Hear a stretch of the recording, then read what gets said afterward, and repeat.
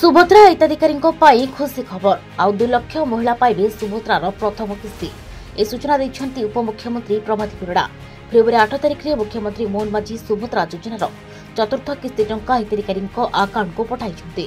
एबे सुधा एमती अनेक लोक अछन्ती जो माने सुभद्रा योजनार लाभ पाई नांती। एही समय उपमुख्यमंत्री प्रभाती परिड़ा बड़ बयान दे कहिसन्ती जे जड़े भी योग्य हिताधिकारी बाद पड़े ना।